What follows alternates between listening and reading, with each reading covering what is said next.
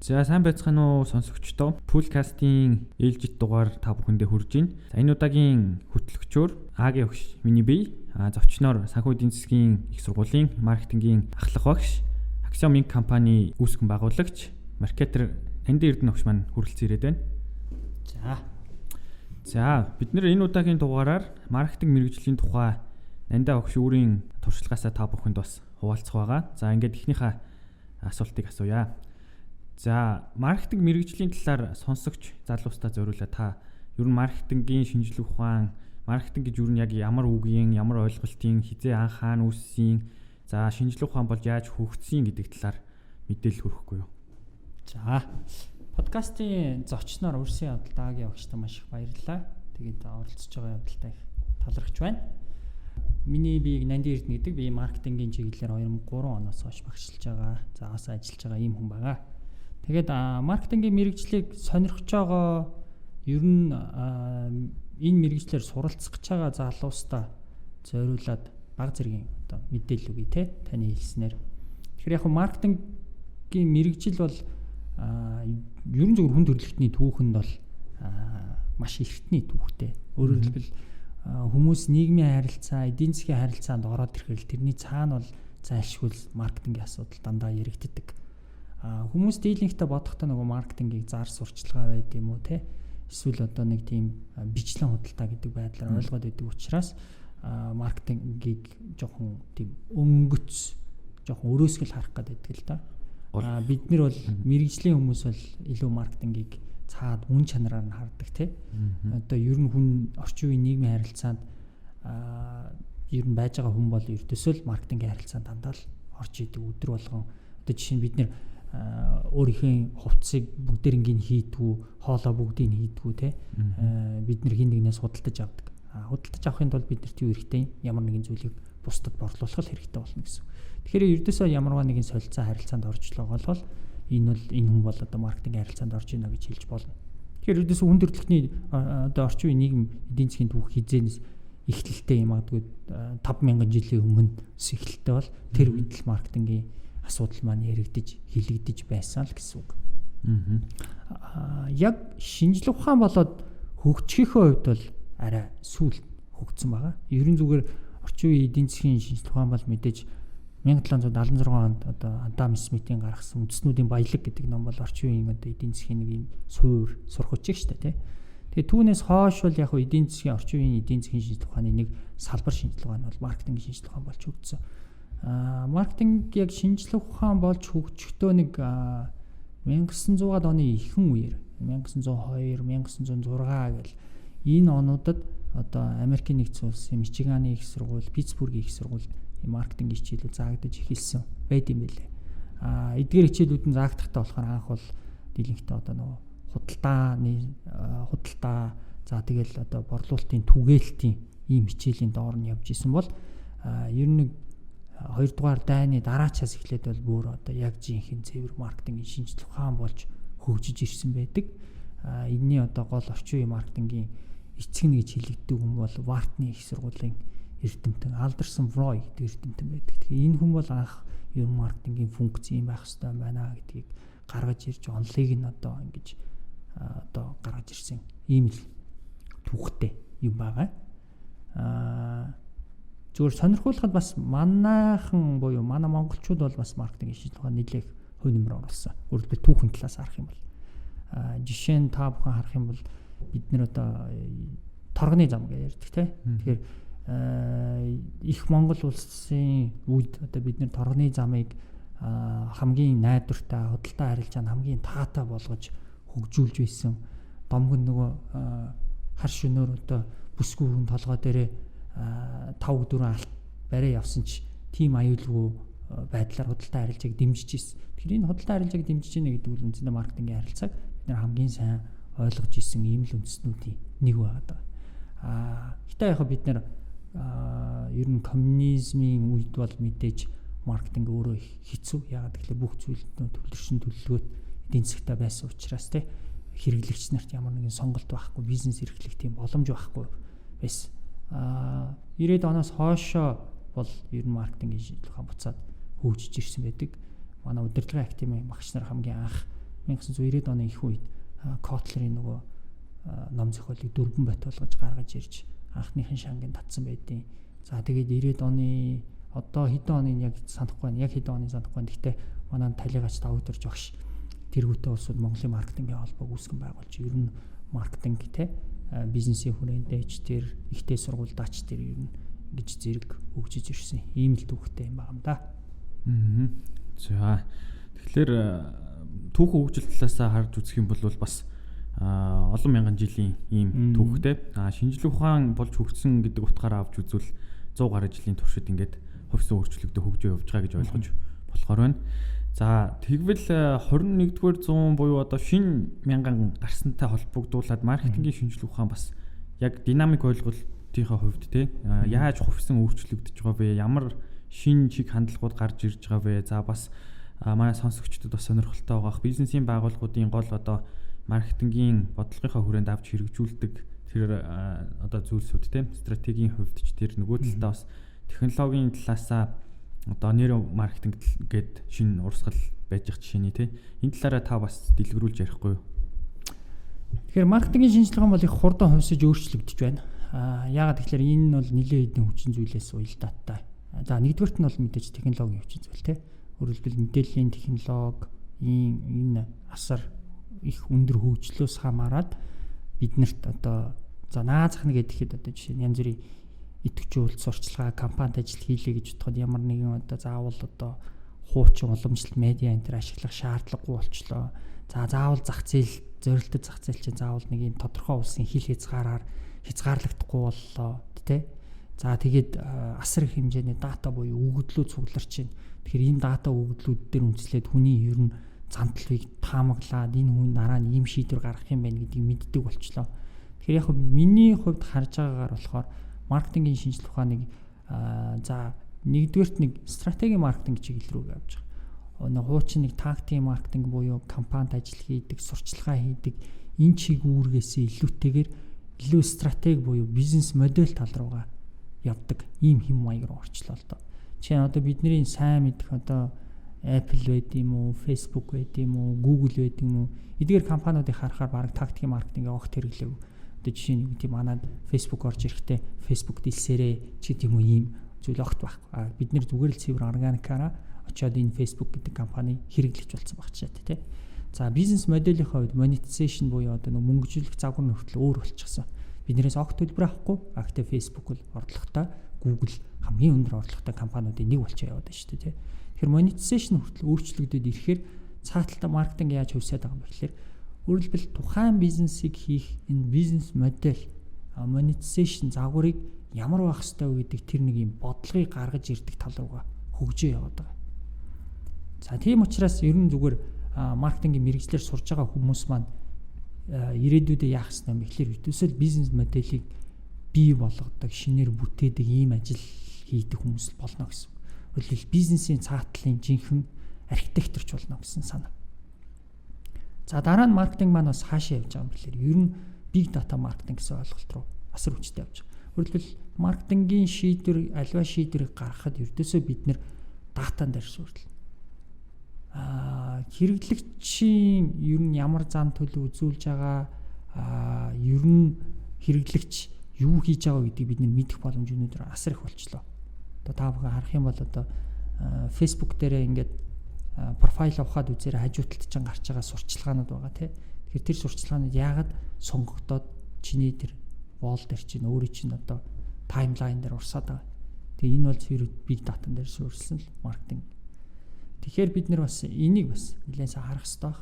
Тэгэхээр одоо магадгүй маркетингийн чиглэлээр сурах гэж байгаа хүмүүс маань нэлээд сайн аналитик скиллтэй буюу одоо энэ мэдээллийн технологийн талаар ойлголттой коучлал тий дээрээс нь big data-г ингээд задлан шинжилдэг тэн дээр үндэслээ шийдвэр гаргачих ийм боломжтой болох хэрэгтэй. За гуравт нь бол ер нь маркетинг бас нэг хөгжиж байгаа чиглэл нь бол neuroscience-тэй их холбогдож байгаа. Нейро буюу одоо тарих судлалын шинжилгээ ухаантай холбогдоод нейромаркетингийн ойлголт их чухал болоод ирж байна. Өөрөөр хэлбэл бид нэг хэрэглэгчийн цаад гүн рүү энэ хүн яагаад тухайн шийдвэрийг гаргах вэ? Яагаад энэ бүтээгдэхүүн үйлчлэгийг худалдаж аваад байгаа юм бэ гэдэг тэр учир шалтгааныг илүүтэй ойлгох ийм чиглэл рүүгээ явж байгаа гэсэн үг. За энийгээ ойлгохын тулд бид нэр тарих судлалын шинжилгээ ухаан болоод сэтгэл судлалын шинжилгээ ухааны ийм нэг уулзвар зааг дээр маркетрууд өнөөдөр судалгаагаа хийж эхэлж байна. Бидний одоо юу гэдэг худалдаа авах шийдвэр гэдэг бас яг бидний одоо бүх юм ингээ заавал нэг юм бодтой гэдэг юм уу эсвэл юм физик шин чанар дээр суурилж худалдаа авалт хийдэг. Бид нар ч хүн учраас сэтгэл хөдлөн тий. За тарих гэдэг эрхтэн маань бидний үндсэндээ удирдна тий. Тэгэхээр энээс шалтгаалаад бидний маркетрууд илүү нөгөө хэрэглэгчийн сэтгэл хөдлөл тархины цаад учир гүн рүү ордог ийм чиглэл рүүгээ хөгжиж явж байна. Тэгээ би бол яг хуу орчин үеийн маркетрууд бол нэг талдаа их гоё мэрэгжил шүү дээ. Та бүхэн маркетингаар сураад ирэх юм бол ер нь сэтгэл судлалаас авахуулаа сэтгэл судлал IT тэ маркетинг эдийн засаг санхүү гэдэг энэ бүхний талаар ингээд одоо мэдэж аваад тэгээд эднэрийг хуулцуур дээр шийдвэр гаргадаг ийм л хүн болно л гэсэн үг. За тэгэхээр маркетингийн хувьд харцсангуу одоо богино хугацааны дотор маш олон ийм хөвсөн өөрчлөлтүүд ингээ гарч байгаа гэдгийг та бүхэндээ Нанди Эрдэнэ өгч маань бас нэлээд дэлгэрэнгүй тайлбарлаж өгч байна. За дараагийн асуулт бас сонирхолтой байх болов уу гэж бодож байна. Одоо манай элсэгч дүүнер маань бас энэхүү подкастыг бас сонсож байгаа байх. Тэгэхээр тухайн хүн маань өөрөө яг хувийн ямар зан чанартай, онцлог шин чанартай тий юунд илүү дуртай байснаар энэхүү одоо мэрэгжлийг сонгуул одоо тэр хүнд илүү зохих вэ? Энд дээр та нэг 3 тий personality талаасаа жишээлбэл тэр хүн ийм зан чанартай бол энэ мэрэгжил илүү тохирно, ийм зүйлд дур сонирхолтой бол эсвэл ийм зүйлийг хийх дуртай бол энэ мэрэгжлийг сонгосон дээр гэдэг талаасаа тайлбарлавал. Тэгэхээр яг маркетингийг хүмүүс тэгж хараад идэв юм шиг үлээ. Одоо маркетингийн мэрэгчлээ хүмүүс ихэр нэг тийм нүдэн гүйсэн их тийм сэргэлэн хэл ярианд хөгжцөн үнд тохирсон мэрэгжил гэж бодоод байд. Миний хувьд бол нэг тэгж боддгоо. Яг тэгэхээр маркетинг өөрөө их өргөн олон янзын ур чадвар шаардсан тийм салбар. Жишээ нь маркетингд маш нухацтай жинхэнэ аналитик хүн хэрэгтэй байдаг. Нөгөө талдаа одоо дэврүүн те компанид ажил удирдаа явчихаар харилцааны өндөр чадвартай ийм хүмүүст ч бас тохирно. Тэгэхээр маркетингийн яг аль салбар дээр байгаа вэ гэдгээс үндсэндээ одоо маркетингд тохирох хүн үү тохирохгүй хүн үү гэдэг чинь их хамааралтай болно гэсэн үг. Ерөнхий утгаараа аваад үзэх юм бол ерөн зүгээр маркетинг дээр нэг тийм нөхцөл байдалтай ингээд маш хурдан дасан зохицож чаддаг аналитик скил буюу одоо задлан шинжлэх чадвар өндөртэй. За бас дээрэс нь тухайн зүйлийг одоо маш хурдан ингээд ойлгоод контекстыг нь маш хурдан ойлгоод тэрэн дээр нь үндэслээ шийдэл гаргах чадвартай хүмүүс байвал их сайн байдаг л да. Бусад мэрэгжлүүдээр ингээд аваад үзэхээр бусад мэрэгжлүүдийн тодорхой стандартууд байгаа тий. Одоо юу гэдэг нэгтлэн бод бүртгэл дээр бол за нэгтлэн бод бүртгэлийн олон улсын стандартын дагуу ч гэдэг юм уу. Гэтэл манай мэрэгжил дээр юу байгаад гэдэг вөхлөөр мэдээж яг ёс зүйн хүрээний стандартууд бол байгаа. Гэхдээ асуудал болгон дээр өөр шийдлүүд хэрэг болдог байхгүй. Тийм учраас өөрийгөө жинхэнэ утгаар нь сорий гэж бодож байгаа тийм л хүн байвал маркетингийн мэрэгжил рүү орж ирэх хэрэгтэй байх гэж боддог. Маркетингийн мэрэгжил ер нь бол хатуу мэрэгжилтэй. Ягаад тэгэхээр үр дүн тэртээ тэр бүх хүмүүсийн нүдний өмнө ил байж байдаг. Чи тэрний ард одоо юу гэдэг нуугдаад ах муу мэрэгжилтэн бол ер нь маш хурдан мэдэгдэнэ. Зүгээр л гараал угаасаа борлуулалтанд тааруухан хэрэглэгчдийнх нь замтлуу ойлгохгүй улмаас хэрэглэгчд нь олон гомдол гаргаад ирдэг. Аль эсвэл бизнес процессын тааруухан болоод ирэх юм бол тэгэл бүх юм нүдэн дээр шүү дээ. Тэгэхээр энүүгээрээ одоо их тийм хатуу мэрэгжил гэхдээ их сонирхолтой мэрэгжил чи хизээч нэг одоо байгаа байдалтай нэг юм сурчаал тэгэл ингээл орхичдаг мэрэгжил бас биш. Чи одоо хэрэглэгч чинь зантлуу үргэлж өөрчлөгдөн. Түүнийгээ дагаад санал болгож байгаа бүтээгдэхүүн үйлчлэгээч үргэлж өөрчлөгдөн. Зах зээлийн нөхцөл байдал өршөлдөөнөөс хамаараа бизнес модель чинь бас өөрчлөгдөн. Тэгэхээр ердөөс бол тасралтгүй тархиа ажиллуулж идэг тийм л мэрэгжил болж таараад байгаа юм л та. За тэгэхээр манай сонсогчдод бас маркетинг мэрэгжил бол их сонирхолтой за мөн одоо олон төрлийн ажил үүргийг те өөрийнхөө сонирхлын хүрээнд ингэж хийж гүйцэтгэдэг.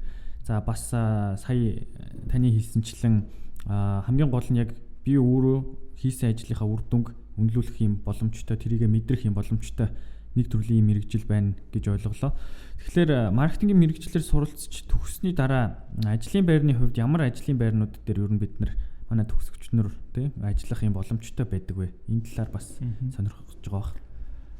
Ажлын байрны хувьд бол ер нь зөвхөн орчин үед ч бас нэг ийм зүйл болчихлоо шүү дээ тий. Хуучин бол одоо юу гэдэг нэг 4 жил нэг мэрэгчлэр сураад дараа нь яг тэр мэрэгчлэр магадгүй 20 30 жилийн турш ингээд ажиллаад одоо карьер хийгээд авах боломжтой байсан. Одоо бол ер нь юм их хурдан хувьсаж өөрчлөгдөж байна тий. Тэгэхээр яг ийм ажлын байран дээр чи очно гэж хэлэхэд бол хэцүү.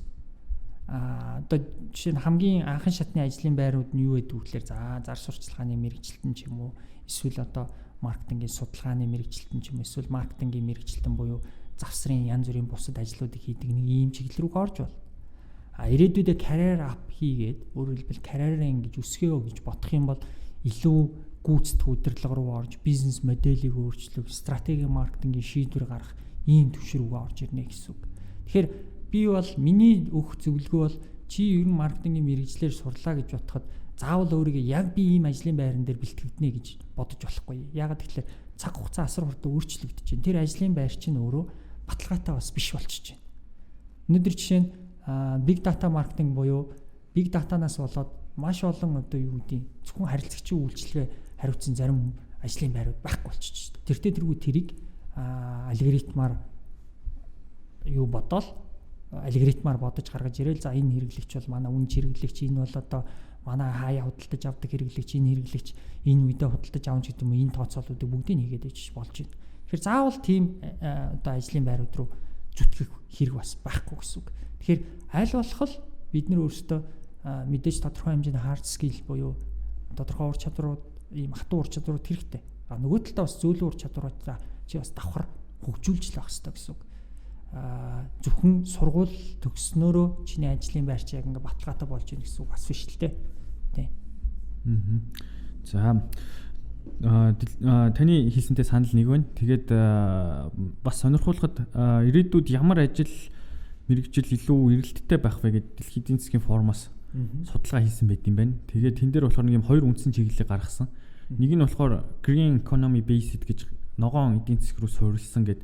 Тэр нь болохоор түрүү таны бас дурдсанчлан технологид суурилсан бизнесүүд тэгээд нөгөө big data руугаа чиглэх AI-г хөгжүүлэх буюу нөгөө хиймэл оюун ухаанд суурилсан ийм бизнес загварууд одоо ийм бизнесүүд бол илүү хөгжин. Тэгэхээр тэр талаараа одоо илүү мэрэгчих юм бол нөгөөх нь болохоор care economy гэж байгаа юм л та. Тэр нь болохоор нөгөө маркетинг, борлуулалт, үйлчилгээ тал руугаа ингэ чиглээ явчихна. Тэгэхээр манай энэ маркетинг мэрэгжлийг ер нь сонгоо төгсөж байгаа, бэлтгэж байгаа, гарч байгаа энэ одоо мэрэгжилтний хувьд бол харьцангуй ирээдүйд эрэлт хэрэгцээтэй ийм мэрэгжлийг сонгож байгаа юм байна. За ер нь бол одоо бусад зарим одоо мэрэгжлүүдтэй харьцуулахад бол хөрвөх чадвар одоо харьцангуй сайтай. Одоо томоохон ийм компаниудад хамгийн эрэлттэй ийм ажлын байрууд дээр ажиллах боломжтой байна гэж ойлгож болохоор байна. За хамгийн сүүлийн асуултаар ер нь яагаад бас манай сонсогч нар сонирхож байгаа бох. Ер нь яагаад маркетинг мэрэгчлэр санхүү эдийн засгийн их сургуульд суралцах ёстой юм бэ? Өөр сургуулиуд бас энэ мэрэгчлэр эсэлт авж байгаа тий төгсөлт гаргаж байгаа. Тэгэхээр манай сургуулийн хувьд хамгийн гол 3 давуу талыг нэрлэеч гэвэл та ямар давуу талуудыг нэрлэх вэ? За ер нь маркетингийн чиглэлээр олон сургуулиуд олон чиглэлээр мэрэгчлэлтэн бэлтгэж байх шиг байна. Сургууль болгон л өөр юм гэсэн давуу талуудтай байгаа байх. Манай сургуулийн хувьд ер нь авууштай тал нь юу вэ гэхээр нэгдүгürt манай багш нар бол зөвхөн одоо юу гэдэг маркетингийн онлайн хүрээнд байгаад эргэлдээд идэг хүмүүс бас биш ээ. Манай багш нар бүгдээрээ одоо давхар энэ маркетингийн ажлыг яг бизнесийн орчинд нь хийдэг ийм улсууд байгаа. Тэгэхээр нөгөө практик одоо туршлагатай хүн онлайн мэдлэгээ нэмээд хичээлээ заагаад эрхлэхээр оюутанда маш их өндөр өгөөчтэй байдаг. Өөрөөр хэлбэл зүгээр одоо номон дээр байгаа зүйлсийг заах гэхээсээ илүүтэйгээр тэр номон дээр байгаа зүйлс яг бодит амьдрал дээр яаж хэрэгждэг вэ? Бодит амьдрал дээрээс бид нар буцаагаад онол дээрээ юуг ойлгох ёстой гэдэг энэ хоёул ингэ хостуулж чаддгаар манай сургууль давуу талтай гэж би боддог. За хоёрдугаарт нь болохоор ер нь манай сургууль яг энэ хүрээндээ бид нэр одоо жишээ нейромаркетинг ер нь зандлын эдийн засгийн талаарх одоо хөгжил суйрлаад бид нэр өөрсдийн гэсэн лабораторитой за судалгааны компанитай тий энүүгээр их давуу талтай гэж би бодоод байгаа. Одоо жишээ нь Монголд байгаа цөөхөн нейромаркетингийн лаборатори манай сургууль дээр байж байна. Задлын судалгааны лаборатори манай сургууль дээр байж байна тий.